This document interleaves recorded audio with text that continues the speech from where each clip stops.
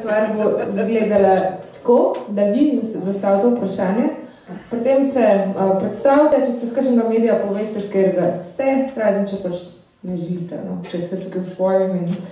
Jaz imam pa naslednje vprašanje.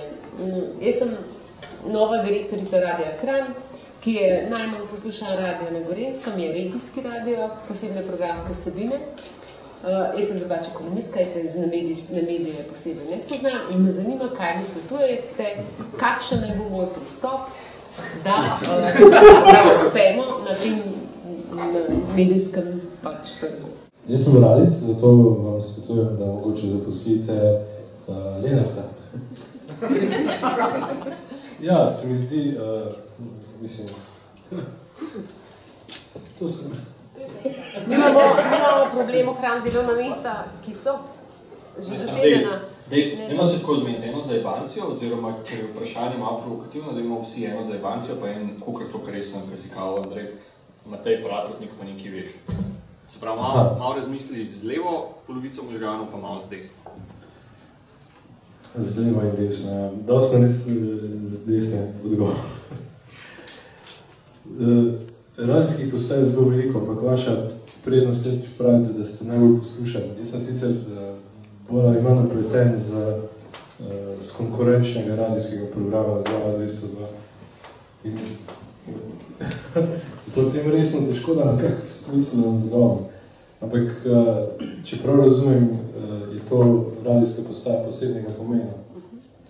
Ja, moj tak jasen predlog bil, naj tako tudi ostane, ker se v veliko primerih se zgodi, da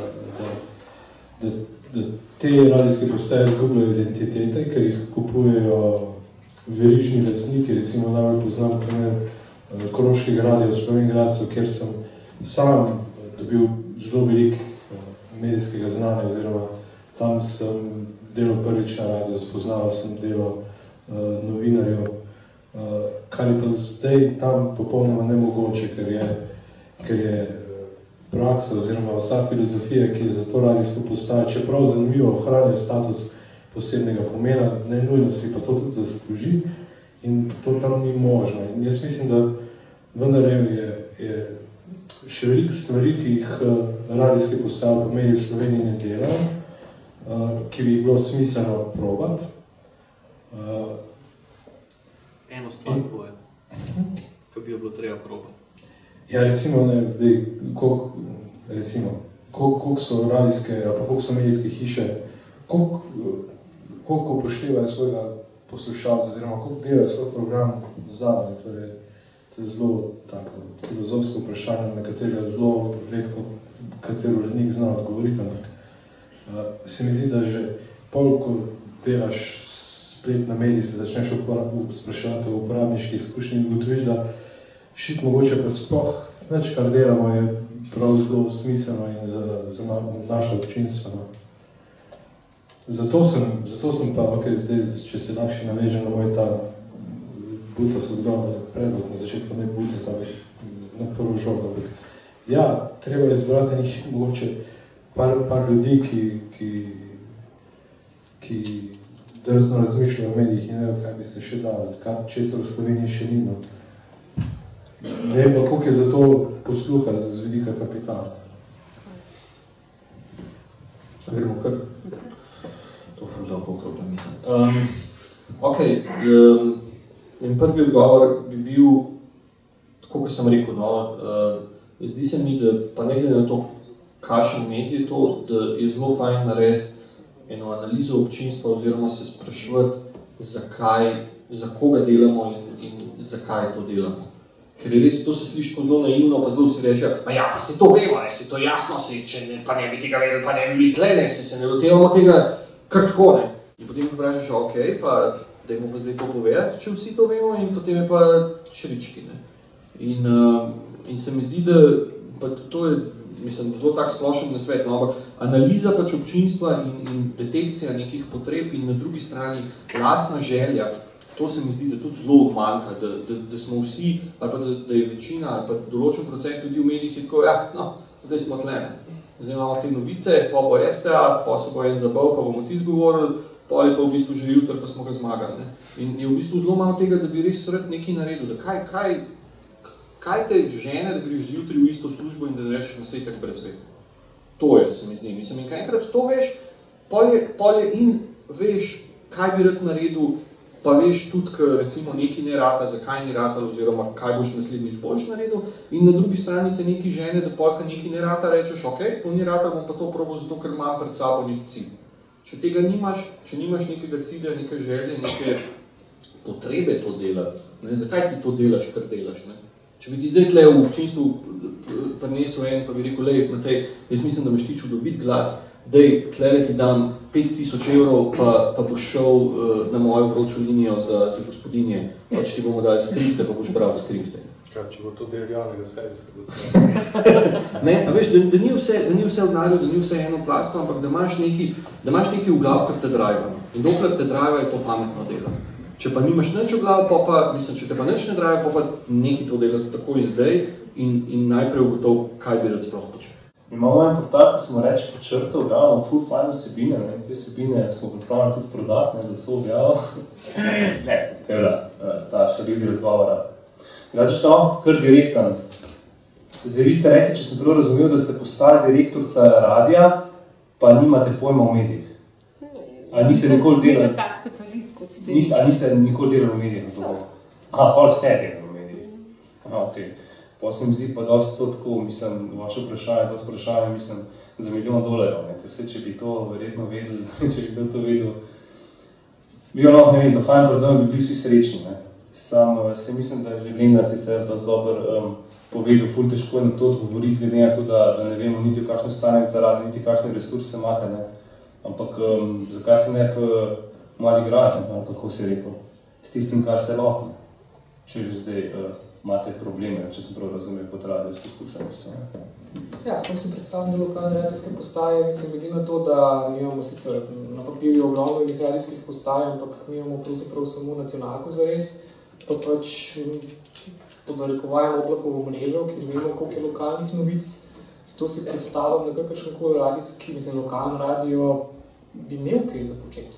Zdaj, kakšno je vaše dejansko stanje, koliko imate do možnosti, ja, ampak mislim se to, da v času interneta so bili lokalni mediji, tisti, na katero ogromno tudi stav, zaradi tega, ker vsak res zanima, kaj se dogaja v njegovi vasi, v njegovi občini, tole, mislim, tukaj jaz mislim, da je potencial za veliko koristnega dela za pač prebivalce mesta in regijo, ki mu delajo. Čez 3 leta, koliko medijev v Sloveniji? Ne, ena zadeva, na katero pozabljamo, je, da že 20 let imamo preveč medijev. Preveč medijev imamo ne samo na področju elektronskih medijev, preveč medijev imamo tudi na področju tiskanih medijev. Imamo jih iz 2 različnih razlogov. Eno je tista prej omenjena netransparentnost, o kateri sem na začetku govoril, zaradi katerih so lahko preživeli mediji, ki v resnici niso imeli nikakršnega nedosega, ne vpliva na česarkoli že, zavajali so občinstvo, zavajali so oglaševalce in preživeli pogosto z prikritim oglaševanjem, z raznimi ostalimi spornimi vsebinami, ki so zakonsko prepovedane, ampak kot smo videli, regulator tudi na tem področju, vsaj pri elektronskih nima volje. Skratka, imamo jih na tem področju preveč in na drugi strani jih imamo preveč tistih medijev, ki jih recimo, nekaj, kar smo jih omenili neposredno, ki jih financira država. To so lahko tudi programe posebnega pomena, ker se bo treba enkrat odločiti, koliko teh programov v resnici v Sloveniji potrebujemo. Ampak še bolj sporne so v resnici razne občinske in podobne glasila. Netransparentno trošenje denarja, nejasen namen, kakšna je njihova zavezanost javnosti, koliko se jih zlorablja in uporablja za promocijo določenih političnih idej. Imamo posamezne mesta ali pa regije, ki jih imajo poveč, toliko imajo očitno denarja. Ne? Skratka, denar za medije se porablja tudi na tem nivoju in se umetno ohranja neke določene medije, ki jih pač enostavno v tujini ne bi funkcionirali. Glejte, v Združenih državah Amerike so sistem nadzorovanja naklad svojih tiskanih medijev vzpostavili nekje leta 1912. Ta sistem ABC, Audio Bureau of Circulation, postavili leta 1912. Pri nas, kot sem se namenoma spomnil, sami novinari in uredniki ali direktori so bili proti temu. Zelo sporno ravnanje, ampak posledica tega je, da imamo teh 1000 ali 2000 ali koliko že vseh teh medijev, za 2-milijonski trg. To je pač polovica Dunaja, polovica Münchna z bistveno manjšim GDP-jem, z bistveno manjšim deležem, ki gre za oglaševanje in tako naprej, kupno močjo in vsem ostalim rečmi. Kar pomeni, srčno upam, da bodo mnogi propadli, res srčno upam, zato ker mnogih tudi ne delajo nobeni novinarji, so to kakšni one-man bandi, so to razni PR-ovci, strategi, svetovalci, najrazličnejši te medije počnejo, niso zavezani nikakršni preko profesionalnosti, etičnosti, da namenjamo transparentnosti. Seveda je pa težava v tem, da torej, način, kako se porablja ta denar, bo večja verjetnost, da bodo ti mediji preživeli, ker bo občina in razne ostale institucije za njih še vedno našle denar, ker so to ubogljivi in upogljivi mediji, medtem ko bo marsikateri neodvisni medij ali pa vsaj kakšen kritičen medij lahko propadel, ker enostavno z tega naslova ne bo dobil denarja, trg sam pa mu ne bo omogočen. Še kakšno vprašanje? Lahko mogoče jaz? Bi se na to odgovoril. Izvoli. Ne, veš kaj, zdaj poprave, če se motam, ampak pa se oproščam, če se motam, s tvojega vprašanja sem nekako zaznal, da v bistvu je bilo to slabo, če imamo manj medijev, ali ne, ali sem narobe razumel to vprašanje. Mene samo zanima, koliko je. Okay. Zdaj, kako se mi zdi, da ohranjanje obstoječega stanja smo si prišli, da ga ni mogoče? Ja, zdaj v bistvu, kaj mogoče tudi ljudje pozabljajo, da recimo glih v soboto sem se na enem pikniku pogovarjal z enimi ljudmi, ki se ukvarjajo z zakupom glasnega prostora v medijih, tudi spletnih, sem rekel, da v bistvu s propadom žurnala se bo v bistvu cena oglasa šla gor. In od tega zgleda bo določeni mediji, ki pa recimo lahko rečemo, da so ponujali bolj kakovostne vsebine kot žurnal, lahko profitirajo dejansko. Recimo, če lahko, pustimo zdaj kakovost medijev, kakšne je zdaj, ampak vsem verjetno so skrivno za kakovostnega dela pa dnevnika, mogoče bolj neka kot pa žurnala, pa da več družbi. Tako da treba se vprašati predvsem, kakšni bo efekti tega propadanja medijev. Tukaj je ključno vprašanje. Še ena stvar bomo upoštevati. Tukaj ne gre samo, da so mediji nekaj skrivali, ampak pred časom sem enkrat v pogovoru dal tako predržavo, da če poskušaš pri nas ugotoviti ekonomiko medijskega trga in prideš do vprašanja oglaševanja, se včasih počutiš, kot da se ukvarjaš s krasoslovjem, da preučuješ kraške pojave.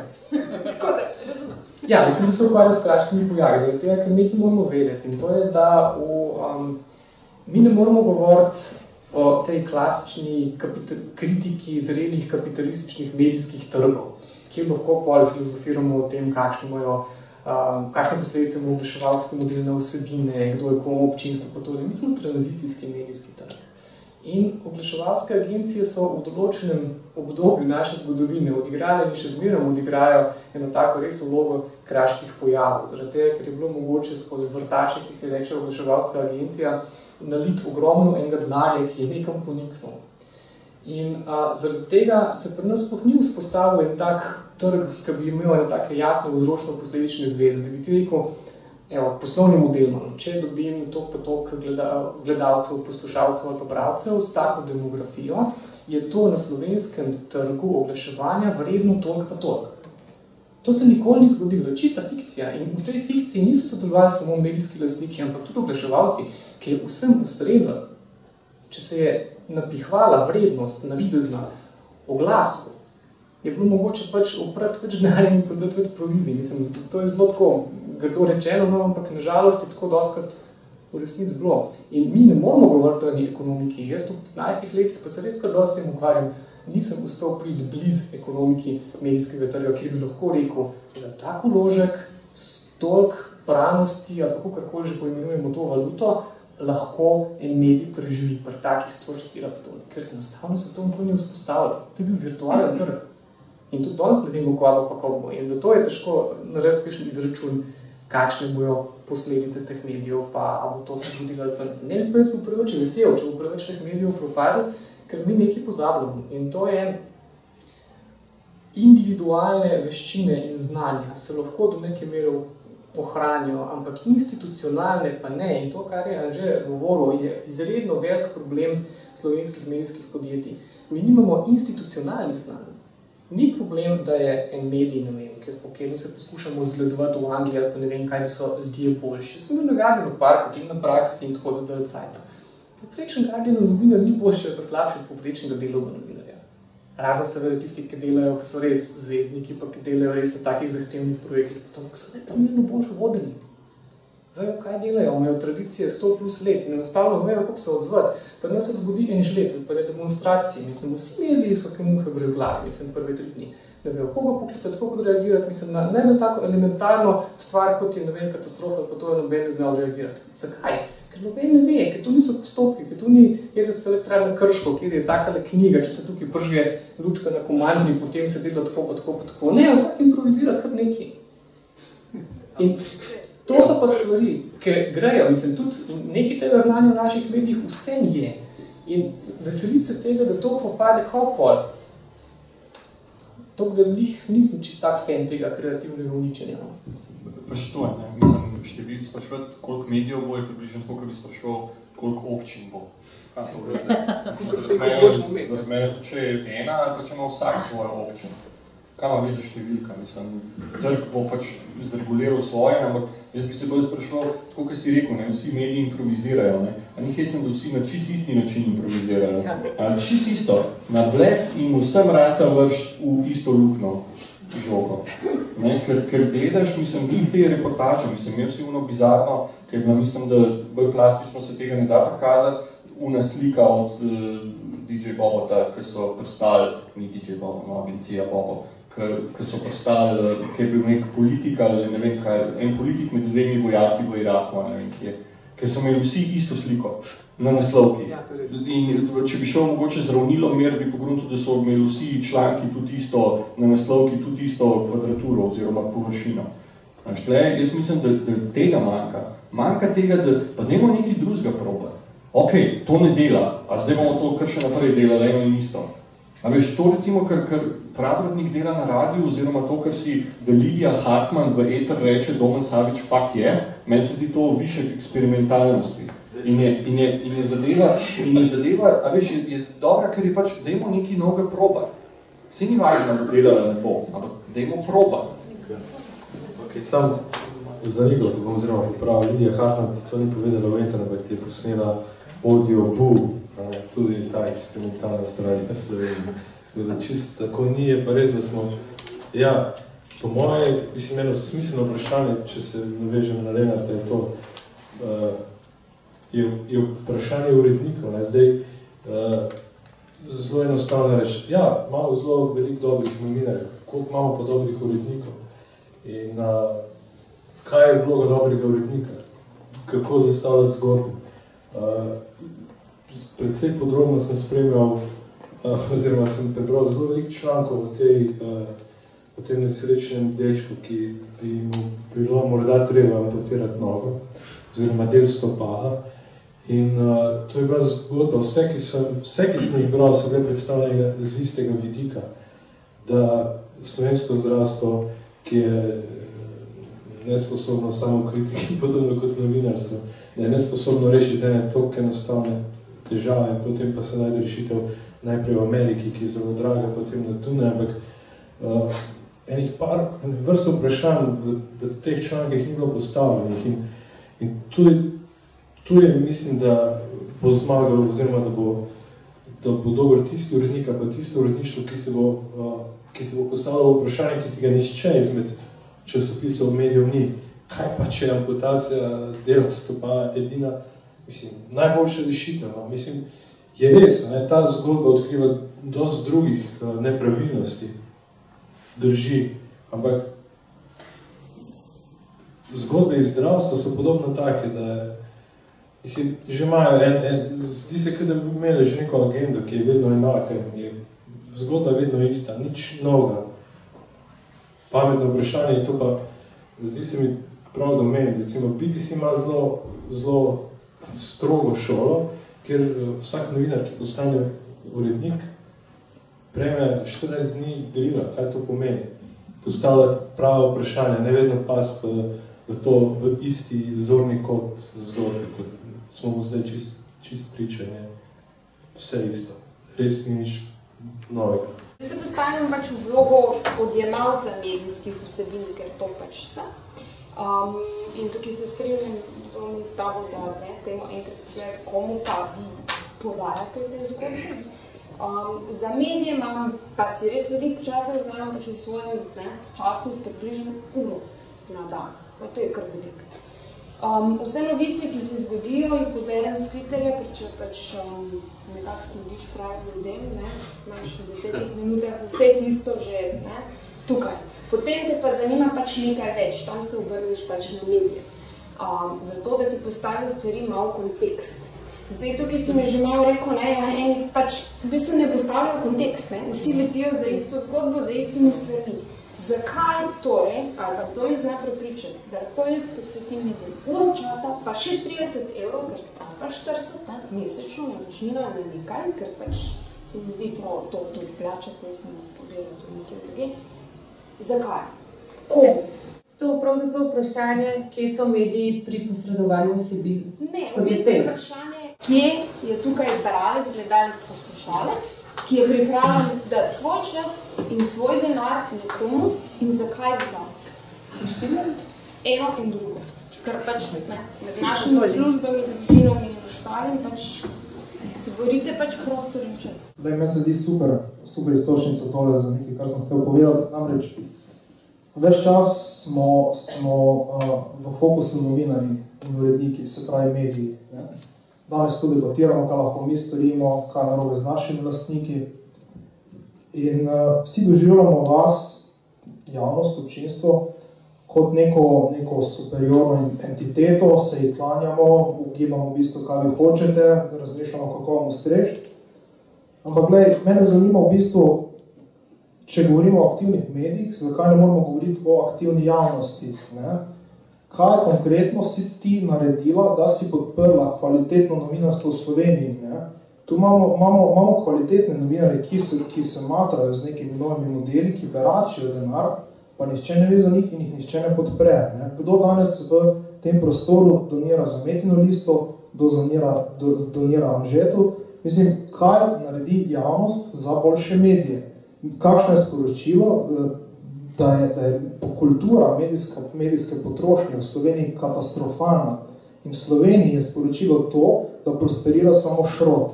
Ljudje gledajo A-kanal in ljudje kupujejo slovenske novice. In da odgovorim na tvoje vprašanje, naši uredniki in naši lastniki seveda to gledajo, vidijo to ogromno branost, vidijo te rejtinge in potem nas tiščijo v ta model, ker mislijo, da vi hočete, da brijemo norce iz vas. In zato gremo vsi isto smer, zato, ker je kultura tako nizka, zato, ker se osveščeni intelektualci ne javijo, ker so pasivni, ker ne podpirajo dobrih medijev, zato, ker čreda ovac vodi igro, in potem vsi gledamo, kam ta čreda drvi in delimo za njo. In zato nam uredniki težijo z vedno bolj banalnimi stvarmi. In to je to. To, kar si zdaj povedal, se meni zdi, da si glihka rekel, da je folk debu od McDonald'sa krivda McDonald'sa. Ne, nisem tega rekel. Ker je v bistvu, da to zdaj govoriš o tem, da se ljudje, da bi mogli biti ljudje, tako kot piše v ustavi, racionalna in ne vem kakšna bitja, in da kako pa da zdaj niso, da je ful čuden, to se mi zdi mogoče ključen problem. Ampak mi poslušamo te potrošnike, predvidevamo, da so racionalna bitja, ker jih več čas sprašujemo, kaj pa hočete. Torej mi predvidevamo, da so racionalna bitja. Mogoče lahko se malo preusmerim ali pa razširim to vprašanje. Sicer eno zadevo, kar ne dobim na njo odgovora. Adam Curtis pač dela za BBC dokumentarce, kar precej znane. Je rekel, da je pravzaprav težava medijev v tem, da tako mediji kot vsebina, tako mediji kot politika pravzaprav niso odgovorili na neko novo senzibilnost, na neko povečano anksioznost, tesnovo in tako dalje, ker oboji počnejo zgolj to, da pač nekako potencira te občutke. Niso pa stopili v dialog z bralci na način, kjer bi mogoče lahko bralcev razložili svet, kakor da bi mediji nekako obupali nad to razlago sveta. In kar me zanima je zdaj, kakšna naj bi pač bila ta vsebina, ki bi našla spet ta kontakt z bralcem. Domen je nekaj povedal mogoče o premi, targetingu in tako dalje, ampak kaj je sama vsebina? Marko? Ja, okay. Mislim, da je jasno, da pač seveda ni ene same vsebine, ne? In to je pač pogosto težava tudi v tem prostoru. Eno je realna težava, majhnost in pač prej povezane zadeve, kot so takšne in takšne maksimalne možne naklade. Drugo pa je dejstvo, da določene vsebine seveda so bolj privlačne in bolj komercialno hvaležne, ali to v časopisih, v tabloidih, ali to na A-kanalu, ali to na radiju. Težava, ki jo jaz vidim, je v tem, da se potem vsi vržejo v to isto zadevo. Ne? Da, če zdaj govorim o radiju, ja, seveda, treba je ugotoviti, kaj občinstvo hoče. Naprimer, jaz mislim, da mreža Antena to izvrstno počne. Ampak oni seveda ugotavljajo, kaj največji delež občinstva v resnici hoče. Oni ne ugotavljajo, kaj poslušalci na tem in tem delu Slovenije hočejo, kaj hočejo starejši, kaj hočejo mlajši, itd. Te segmentacije mi v resnici večinoma nimamo. Težava je seveda, ko urednik Večera razmišlja tako kot urednik Slovenskih novic. Težava je, ko postane urednik Slovenskih novic, ve del urednika Dela, kot je bilo kar nekaj časa. To so tiste težave, ki se zgodijo, ali seveda, ko nek urednik na televiziji Slovenija gleda svet in ali direktor na televizije Slovenija in začne mogoče zahtevati od svojih, da imajo podoben pristop in kaj se potem v resnici zgodi. Zgodi se to, če ste opazili v zadnjem času, ta neroden balet, ki se dogaja. Namreč ta nemški svetovalec družbe ProPlus je pač med drugimi mi svetoval, da je zelo dobro, da novinarji nosijo pred sabo mikrofon oziroma da med tem, ko govorijo, hodijo. Poglejte si, zdaj smo prepozni za današnje poročila, ampak poglejte si, kako to hodijo. Eno od zadev, ki jih pač počnejo, oziroma zakaj so bolj okorni pri tem je, da imajo naši novinarji, ko imajo vklope, imajo pred sabo, morajo držati takšen mikrofon. Sicer je brez kabla, ampak še vse imajo mikrofon in z njim hodijo. In potem se vidi, včasih še malo rikvrc hodijo, včasih malo naprej, popolnoma brez potrebe v 3/4 primerih, ampak zato, da je stvar bolj akcijska, da je bolj dinamična, oni hodijo. Pred bankami, pred vlado, pred vse povsod hodijo. Skozi tista krožna vrata hodijo, vse možno, nazaj, noter hodijo, vse živo. Zato, da je zadeva bolj vizualno atraktivna. Kako to v tujini počnejo bistveno drugače. Lenart je omenil prej te angleške šole in en njihov televizijski voditelj, kaj je že, Charlie I. Beckett, kako je že? Brooker, ima eno krasno parodijo, naredil se en cel prispevek na tem, parodijo na televizijsko poročanje. Kako angleški novinarji poročajo. Potem ta komik pravzaprav hodi po mestu in razlaga, kako zdaj pa morate narediti to, potem pa morate z roko zamahniti takole, in je dejansko čisto enako kot res tisto, kar BBC, Sky in ITV vsi skupaj počnejo. Ampak, ko vidite to parodijo, se v resnici zamislite pred tem, da je ta parodija v resnici 5krat boljša od našega tega poročanja, zdaj, ker so naši novinarji tako štojasti. Ker še niso tega nekako zapopadli. Ampak skratka, kar hočem reči, je, ne moramo vzeti enega recepta, pa potem to zadevo aplicirati povsod. Radio Kranj mora narediti svojo SWOT analizo, pa ugotoviti, kje ga poslušajo, pa kdo ga posluša. Tako kot če bi Nedeljski dnevnik zdaj kopiral ne vem katere publikacije. En ima starejše bralce, en ima mlajše bralce, en ima takšno pa takšno povprečno izobrazbo. Verjetno ljudje predvidevajo na Gorenjskem poslušajo malo drugačno glasbo kot tam poslušalci na Primorskem, recimo, ali pa kakšni drugi, ki imajo pač svoje specifične okuse. Vem, da so mi vedno na glasbenih založbah rekli, da ko so ugotovili, da so z radijskih postaj od Postojne navzgor začeli vrteti kakšen italijanski komad, potem so vedeli, da bo postal cel slovenski hit. Ker tam do Postojne to še nekako vrtijo, naprej pač nihče več ne vrti Italijanov. Če pa nekdo začne tam vrteti, pa pomeni, da je splošno. Radio, Antena super počne to, kar počne, za svoje ciljno občinstvo, ki je iščejo na maksimalno občinstvo, ki išče maksimalno atraktiven humor, kar pomeni, da prideš na koncu na najnižji skupni imenovalec. Pri glasbi, pri planiranju glasbe, ti mora biti nemoteča, 3 minute, tak pa tak tempo, vse se natačno ve. Za vse ostalo nekako pač ni prostora. Marko, če govorimo o eni novi senzibilnosti, o anksioznosti, tesnobi, negotovnosti, kakorkoli je pač to, skupno vsem ljudem. In v tem smislu ni odgovora medijev, kako komunicirati pravzaprav s tem. To je eno, po drugi strani pa videti, kako da bi mediji popolnoma obupali nad poskusom razlage sveta, ampak ne, zdaj to vam pošljete fotke, ne vem, komentirajte na Twitterju, pošljete svoje mnenja, O tem govorim, mogoče si šel, pa zanima me tudi Mateja mnenje, kaj je na to vprašanje, če lahko. No? Se vem, da je v bistvu težko vprašanje. No? Ne? Bom samo čisto kratko, ne.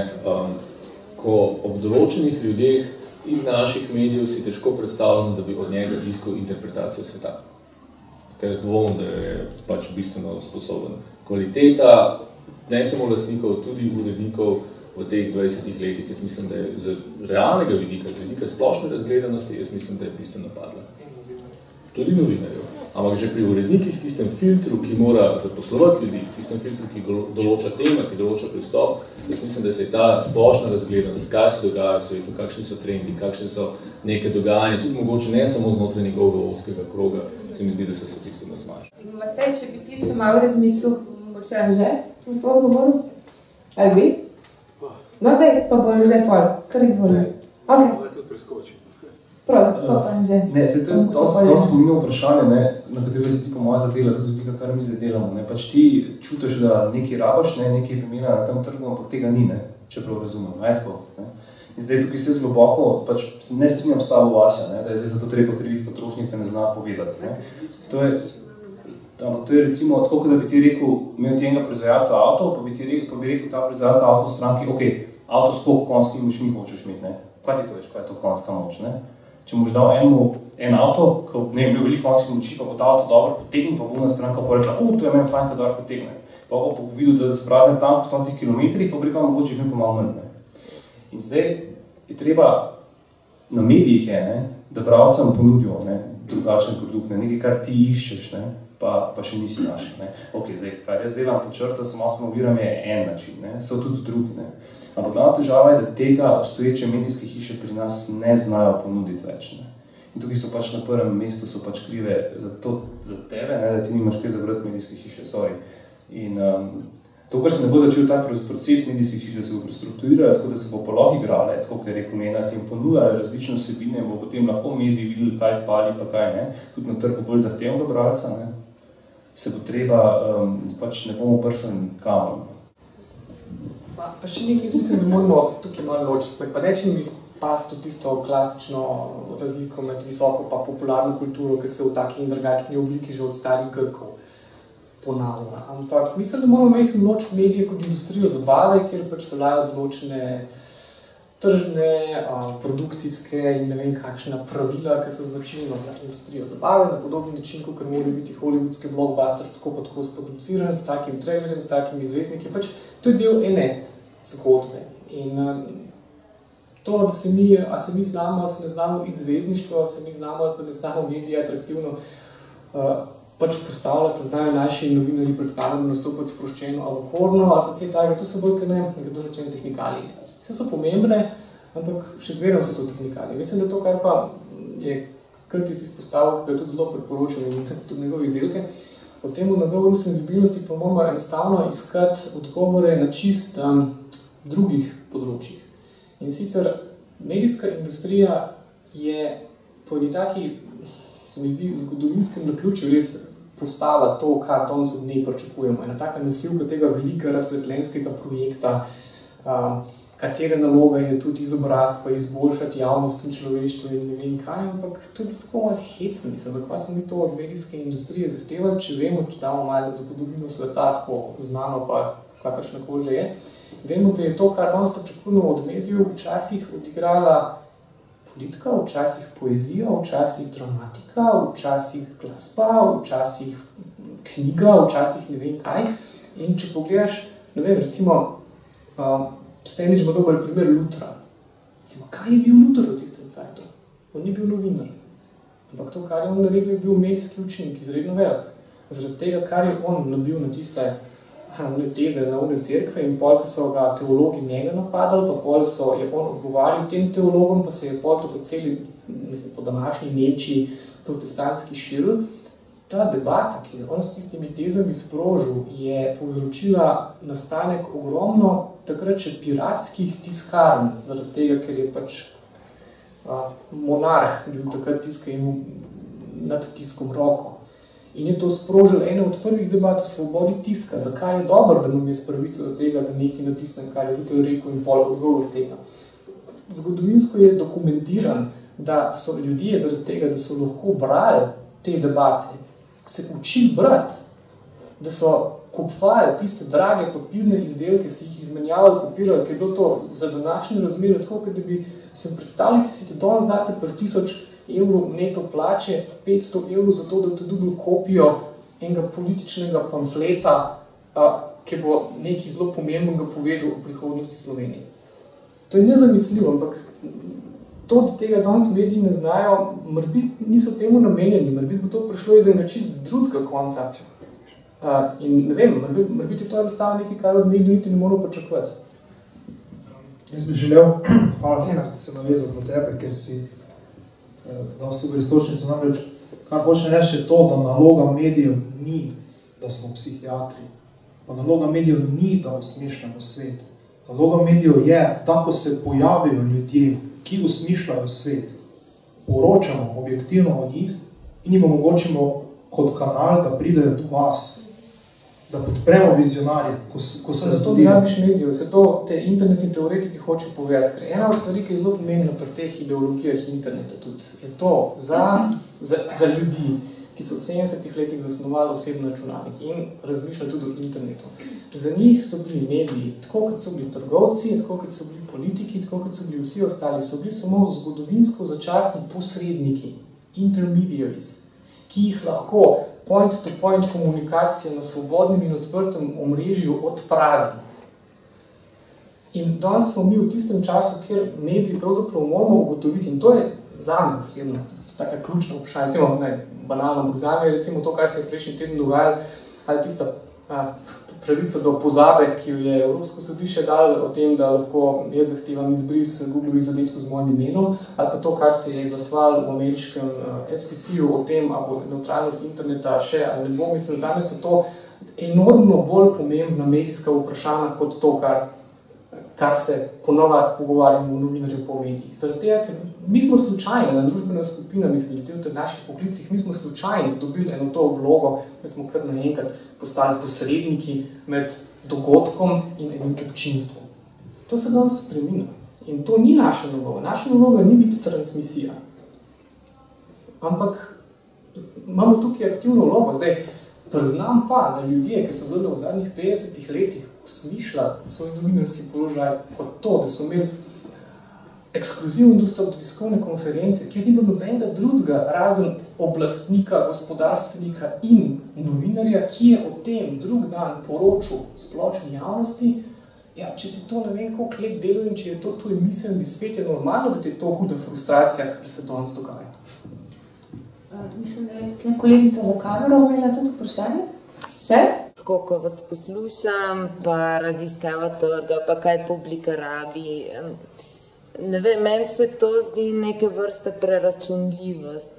Vaš komentar, ne vem, ker se mi zdi, da v prvi vrsti moraš dati sebe, tisto, kar znaš, tisto, kar verjameš, to ponudiš, to, kar si.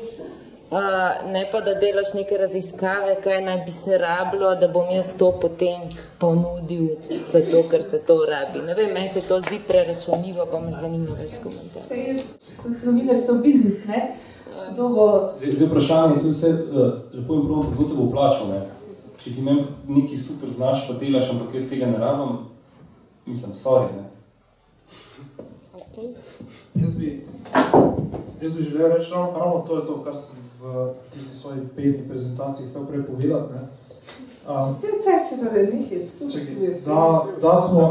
ravno to je problem, da mi zastavljamo del novih medijev mogoče na napačni predpostavki, ne. Ravno to hočem reči, da ni naša naloga, to, kar sem prej omenil in kar je tudi Lenart omenil, se pravi, da smo neki psihiatri in neke kovnice odrešenikov in osmišljevalci družbe in da je model, ki ga na tej predpostavki zasnujemo, mogoče zgrešen, da moramo o tem razmisliti. Zato pravi, da smo mediji izgubili svojo identiteto, da smo v krizi informacij, da ne več kaj je informacija, da nočemo imeti informacijo in blagovno znamko. In zato pravim, da model, ki je zasnovan na tej predpostavki, je mogoče zgrešen. In da zato takšen model, samo pogledajte, Kar hočem reči je to, da kvalitetni mediji niso uspešen poslovni model v Sloveniji. To je po mojem problem. In čudi me, Anžel, imaš tako logiko, ker ravno ti se poskušaš uveljaviti od kvalitetnih medij, sam veš, koliko se matraš, da prodaš svoje vsebine in v trenutku, ko jih boš pa zaklemal in boš začel kasirati za njih, boš pa videl, kaj se bo zgodilo, kam bojo šli ljudje, kot se zgodilo v New York Timesu. In to je problem. Ne pravim, mi absolutno imamo svojo odgovornost. Ja, je debata kura ali jajce, ampak cel dan se danes pogovarjamo o naši strani in dajmo še malo razmisliti. Se vidim tam še eno vprašanje, kar izvoli. Vprašanje se glasi, kako zapolnite prostor med kvalitetnimi vsebinami. Nekaj govora je o tem, kako je mehna Slovenija, kako je vas veliko. Se pravi, kako zapolniti tisto prostor, kot je sploh možno, da zmanjka kvalitetnih vsebin za poročanje in kako ga zapolniti. Jaz bi mogoče to za kolega odčrtil. Prvo. V Sloveniji, ker ni konkurence, je pač zgodb fitak za vsakem kavom dost. Pač tudi v eni Ameriki jih je precej. Mislim, to sploh ni vprašanje. Seveda, lahko se lotiš česarkoli praktično pri nas, pa pri nam pa imaš poglobljene zgodbe. Vseeno moramo ločiti, mogoče imamo med preiskovalnim pa najdičnim novinarstvom. Med preiskovalnim novinarstvom je malo razlike, ker ti pač moraš dobiti nek tip, moraš dobiti nek dokument, moraš vedeti nekaj ustaje in to ti pa tudi formira zgodbo. Jaz ne moram zdaj si reči, jaz bom zdaj malo prišel preiskovati T6, ker tam pač nimam nobeno, ker bi mi dal nekaj. Lahko preiskujem druge stvari, ker nekaj imam. Tako da tukaj, Pri analitičnem novinarstvu je pa v naših družbi to vprašanje, ki jih noben medij ne pokriva. Da, mislim, to se pa ni zabavno. Ne bi zmanjkali kakovostnih vsebin, vsaj po mojem. Kvalitetne vsebine. Zdaj, tako kot pravim, naloga medijev sami po sebi ni usmišljati demokracijo, ampak omogočiti pogoje, da se demokracija osmisli. In težava pri nas je, da mediji sedaj odražajo vse bolezni in napake naše demokracije. Jaz mislim, da ko bodo naši mediji resnično demokratični do vseh družbenih skupin, ko bodo imeli dostop, enakopraven dostop do medijev, geji, Romi, etnične, verske manjšine, nevladne organizacije, sindikati, ko bomo mediji pokrili to celo sivo polje manjšin, ki v bistvu tvorijo že večino, ko bomo postali demokratični, takrat bomo ustvarili nek kanal informiranja demokratične javnosti in to je ključno.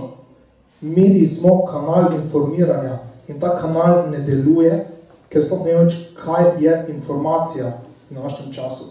To je problem. Marko, meni že nekaj časa ni na faksu, a se je spremenilo kaj način poučevanja od takrat, ko nazadnje, ko smo mi hodili na faks, ko v bistvu internetno novinarstvo res še ni bilo v spredju, pa do zdaj, ko so se pojavili pač novi načini podanja. Ja, gotovo, da se je. Uspeli smo v naš predmetnik uvrstiti tudi predmete, kot so spletno novinarstvo, multimedijsko novinarstvo, specializirano novinarstvo in podobne reči, ki se ukvarjajo z novimi tehnologijami, novimi platformami, pri čem seveda po eni strani lahko tudi rekel, da ja, vse te platforme, pa vse te stvari so seveda zelo pomembne, ampak v osnovi je pa še vedno ključno tista bazična znanje. Sej, če ti ne znaš, kaj bi počel, pa kako bi počel, ne pa tudi nobena platforma v resnici ne pomaga. Platforme pridejo in grejo, zdaj se pojavlja vprašanje, kaj bo pa zdaj s Facebookom. Vse čisto vse, kaj bo s Facebookom. Mislim, če čez par let propade, MySpace je propadel. A se kdo spomne tukaj Lycosa slučajno? LYCOS. To je bil pred slavimi 20 leti ena najbolj popularnih spletnih brskalnikov, recimo.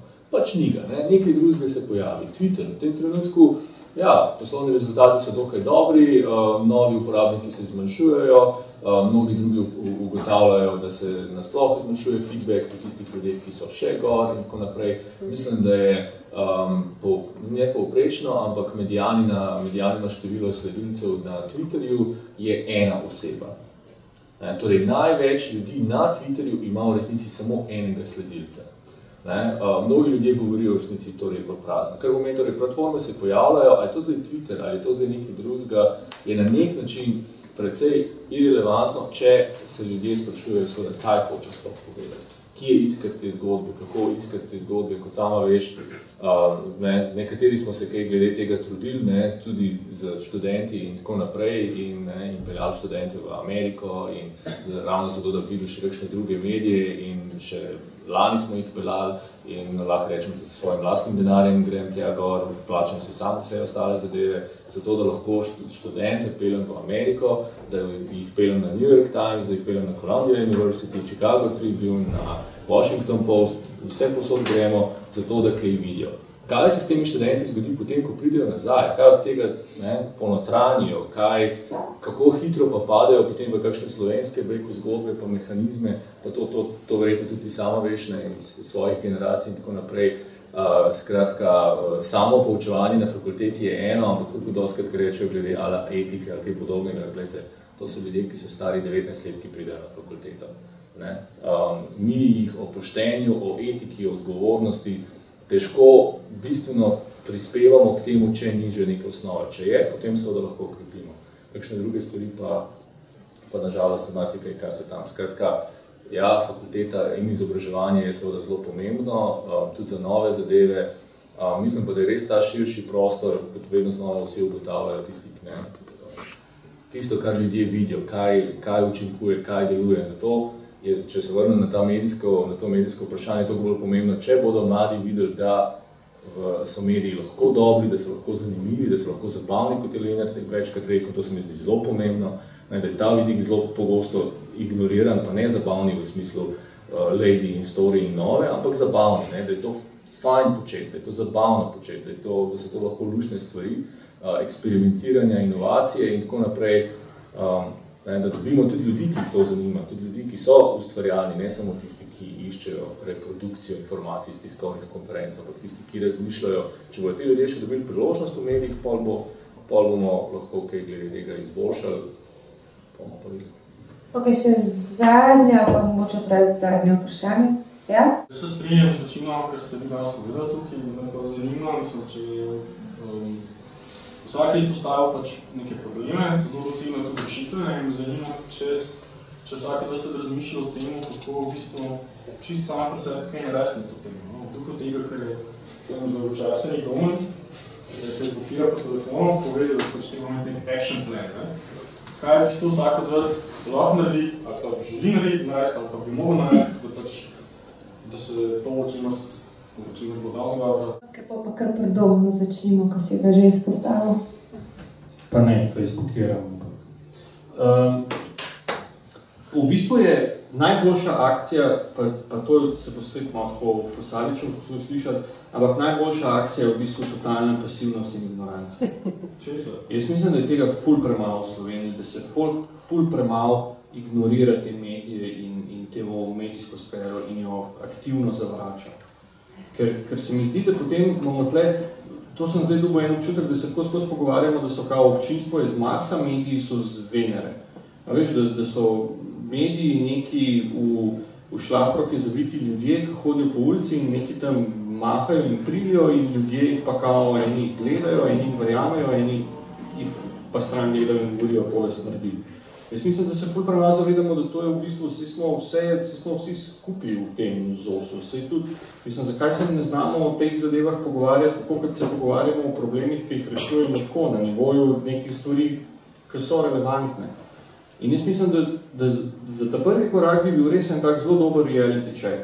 Da pač res vsi, ali pa večina, in to je moja priljubljena, ki so pa moja vsi zavili, ki so to začeli slišati, da res ignoriraš to in da tudi novinari, da mladi novinari rečejo, vsi naenkrat le, jaz se tega ne bom šel. Da prekinemo ta, rečemo temu, vicious cycle in da pa vidimo, kaj se bo zgodilo. Kaj se bo zgodilo, ko medijske hiše kar naenkrat ne bodo mogle več podplačevati nekih mladih, ki jih pač, ko pridejo v medijsko hišo in prodajo to, da mi smo pa zdaj tle branik demokracije in čez 3 leta boš imel ti v tem braniku redno službo. Kaj se enkrat zgodi, ko nehamo to mladim govoriti? Kaj se enkrat zgodi, ko jim na faksu recimo rečejo prvi dan, zajeba ste na polno, ko ste se tole opisali, upam, da ne boste nikoli delali v medijih in jaz se bom osebno zavzel za to, da boste imeli vsi službo drugje kot v medijih. Kaj se zgodi, ko recimo začnemo pobirati pri prijavah na faks, zdaj se bomo na Marko tam naslovno, ampak pri prijavah na faks, ko začnemo pobirati mogoče eseje mladih, ki grejo študirati novinarstvo, kaj bi radi vi dosegali s tem?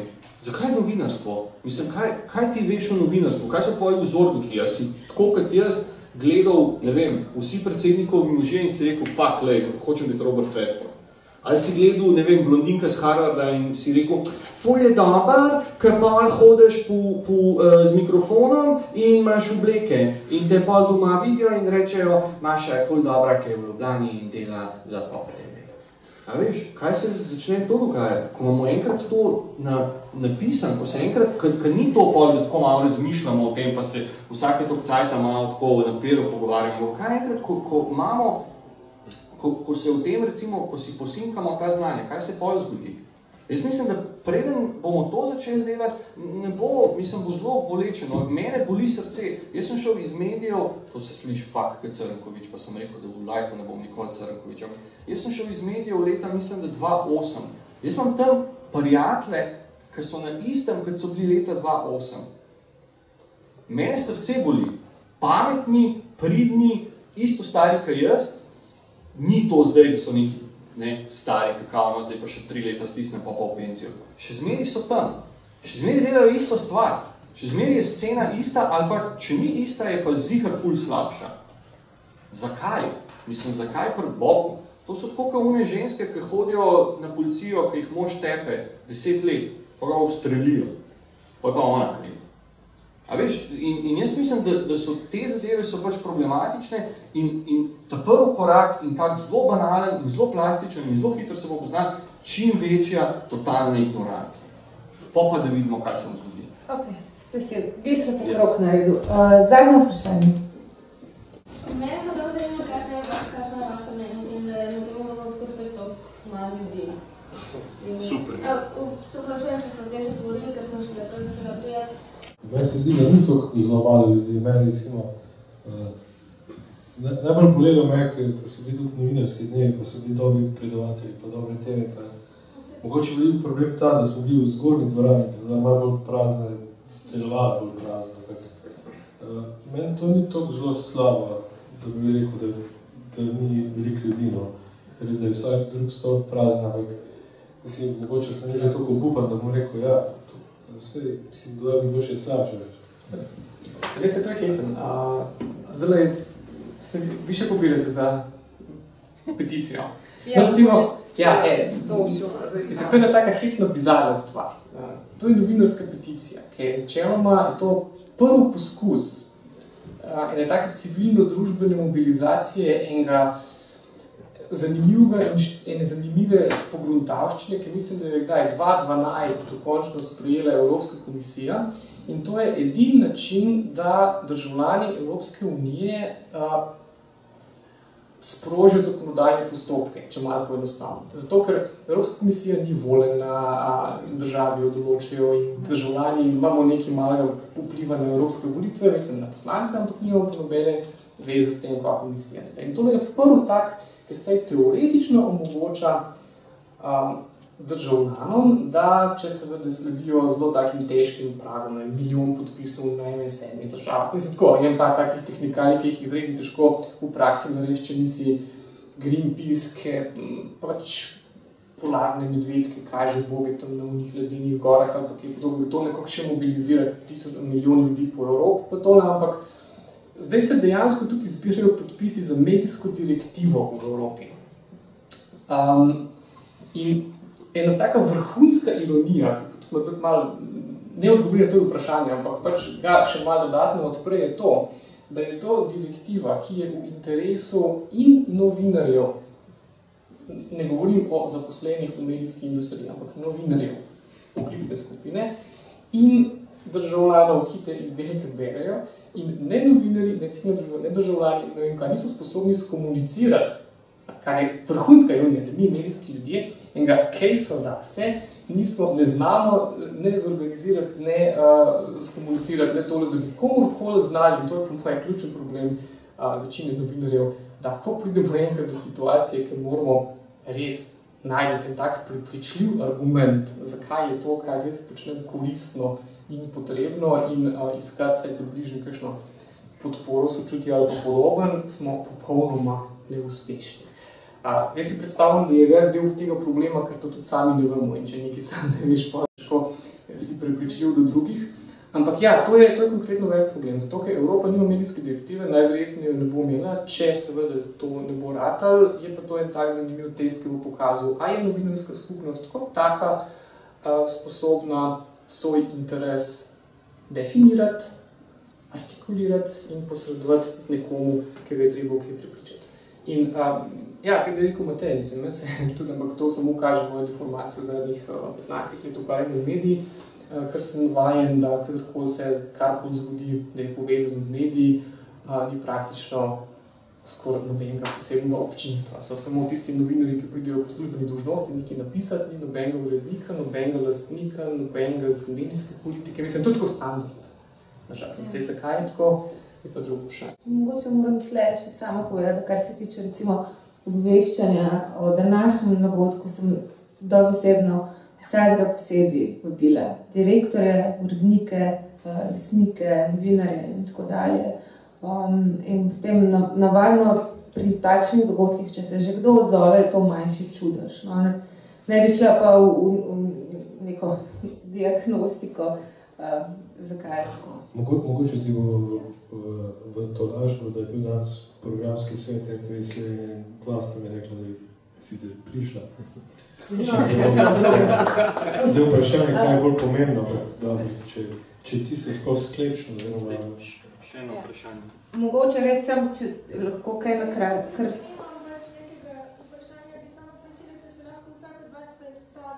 Ok, bomo to naredili. Jaz bi v bistvu samo eno stvar še čisto za konec prosila, da naredimo en tak obračun pod črto, no, si bom sposodila to. Se ta fraza začela v Ja, no, vidiš se prijaja. Tudi ste veliko ti zreči, čist. Lahko pogledamo, katere so bile tiste stvari danes, ki so bile povedane, okoli katerih se načelno strinjamo.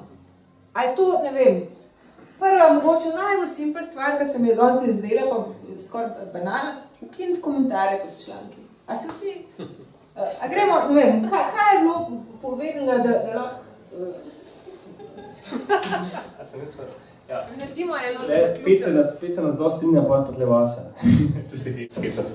Ampak jaz v bistvu ne vem, če se v čem tako konkretno, ker smo druge teme vsi obdelovali. Mogoče pa sam strinjamo to, da pač nekaj treba narediti, in zato smo tle, ampak to se pojavljamo v bistvu. Ok, David, potem zelo konkretni. V nekaterih točkah smo se vseeno strinjali. Če govorimo zdaj o novem medijskem modelu, potrebujemo spletno platformo, ki bo kombinirala tudi druge, bo fleksibilna, kar pomeni relativno mala jedrna ekipa, bo demokratična, ukvarjala se bo z analizo in preiskovanjem. Ne? In dajmo se potem takli zmeniti, preden se razidemo, da bomo mi, sami nekateri tukaj prisotni, poskušali postaviti tako platformo, vi boste pa podprli. In če se to zmenimo, to danes. A bi še kdo kaj dodal, lahko tle zaključimo? Ja, se v bistvu bil tak finiš, da... Ja, hvala vam, ko ste prišli, no, sploh tisti, ko ste od začetka zdržali, hvala tudi današnjim nastopajočim, mislim, od 4., 3. ure danes tukaj. Hvala vsem skupaj. Kaj je namen današnjega dogodka, zakaj si ti prišel? Zato, ker se strinjam s to osnovno idejo, da se o teh stvarih po eni strani veliko govori, ampak zelo malo se pa artikuliran govori. In ne glede na to, da se v medijih ogromno govori, se mi zdi, da to še zmeraj nimamo ene jasne diagnoze, kaj je narobe in predvsem nimamo ene jasne predstave v redu. Tole je realno stanje, tukaj so omejitve, tukaj so priložnosti, zdaj pa pogledajmo, kaj lahko v tej državi s temi ljudmi, s temi kadri, v tem okolju dejansko naredimo. To je nekaj, česar pač ni in to zelo pogrešam. Kje ti vidiš glavno težavo v medijih pri novinarskem delu? Kdorkoli je bil praktik v svojemu poklicu, te stvari zelo dobro ve. Ve, kje so ključni problemi. problemi, kje so ključne ovire, kje je sam kriv, kaj je sam zafrknil, kje se je sam česa naučil, kdo dobro dela, kdo slabo dela. In jaz mislim, da je tukaj bolj problem v tem, da se znotraj poklica o tem ne pogovarjamo. Da so novinarji spet kot družbena skupina približno tako pripravljeni samo kritiko kot politiki, duhovščina ali pa še kaj. Pač vse je samo napad in kritika, da bi se pa večkrat odprl pa začelo govoriti o tem, da realno stanje je tako, delamo v takih okoliščinah, določene napake, določene procesi so normalni, določene stvari so pa slaba praksa, napake in podobne stvari, ki bi bilo treba kaznovati, odpraviti in odkorakati s trga na kakršen način že. Imajo novinarji svobodo izražanja? Seveda. Absolutno. Mislim, da imajo veliko več, kot se ustvarja vtis. Celo upam bi se reči, da je glavni problem v Sloveniji trenutno ni cenzura, ampak to, da je vse dobro. Večji problem je da everything goes, pa da bi kdorkoli hočel vplivati na novinarje. Jaz mislim, da manjšina novinarjev je bila kdajkoli tako soočena z neposredno cenzuro, da bi kdo rekel, to ne može. Ali pa to ne. So strukturne omejitve. Če imaš ti preveč kompleksno temo, ti ne bo noben dal 14 dni cajta, da se z njo ukvarjaš. To ja. Ampak, da bi pa prav rekel, da se ti pa v nas prav zlahka zgodi, če nisi seveda pod določenim politično stavnim beznikom v določenem mediju, kjer je politični vpliv močnejši, ampak še to v glavnem velja samo za neposredne strankarske ljudi na dnevni politiki. Ampak sicer pa mislim, da je to bolj izjema kot pravil. Kaj so tiste vrline, kvalitete dobrega novinarja, ki se nekako dvigne iz povprečja? Vztrajnost. Vsak lahko napiše en dober članek v idealnih pogojih, na kakšen način pa ustrajati časa v neidealnih pogojih, ko zahteva pač predanost delu. In tudi tak idealizem, ki ga pač imaš, ali ga pa nimaš. Naš cilj se je ukvarjati z poglobljenimi zgodbami, pa preiskovalnimi zgodbami, pa analitičnim novinarstvom, pa objavljati tudi kakšna mnenja, kakšne politike, druge ne dobijo prostora v medijih. Tako da to je to. Koliko se zaenkrat sem jaz, pa eni pomaga, zdaj sem v bistvu v procesu, da nabiramo sredstva za zagon. Zdaj dobili smo jih že večino, ampak vse enih moramo pa dobiti še malo. Tako da ti bom lahko konec meseca pa junija videla več povedala. V bistvu je bil to do zdaj pilotni projekt, da sva ga ustvarjala jaz pa še en. In da smo vidimo, kaj tega se da zalaufati, pa če je bil pol interes kakšnih podjetij, da to podprejo, pa posameznikov. Zdaj nekaj interesa je, ampak zdaj bomo videli, če bomo lahko dobili sredstva. In kaj je tvoj motiv, zakaj si začel s tem? Tako kot vsakmo rečem, nikjer nisem mogel takih vsebin objavljati druge. Druge medijske hiše to nimajo posluha in v bistvu je to bil ta namen, zakaj so sploh to začeli delati, ker samo tako, da narediš svoje medije, v bistvu lahko to objavljaš in se z zgodbo ukvarjaš do en teden. Tako da, praktično z tega nismo hoteli biti medijski tajkuni. Ampak ja, si pač naletel na problem, da tisto, kar si raziskoval, medijske hiše nekako niso imele posluhe in potem si sam štartal. Mislim, ne sem na delo, ni čisto tako. Problem dela je bil ta, da oni rečejo, super, deli raziskuj, ampak zraven boš pa še vsak dan šel na eno tiskovko. Pač to se ti zmeša, ker ne moš toliko stvari delati. Pač si ukvarja s takim novinarstvom, rabiš za tako novinarstvo. In zato nima nobena medijska hiša posluha. Vsi pravijo, vse je fajn, pa preiskave, pa analize, pa deli. Sam zraven tistega rednega pofla, ki ga moš delati normalno. In to je bil ta problem. Se pravi, da raziskovalno novinarstvo zamre v rutinskem delu? Ja, dejansko je to obremenijo z rutinskem delu, ali pa je to preiskovalno novinarstvo, ali to analitično novinarstvo, karkoli. A veš, tako ne moramo tle tako ločiti, karkoli traja dlje en teden. A veš, mislim, ok, v medijih imamo par srečnežev, kot je tudi med drugim Lenart, ki si lahko za zgodbo vzame en teden, ko pač dela ekskluzivno za sobotno prilogo.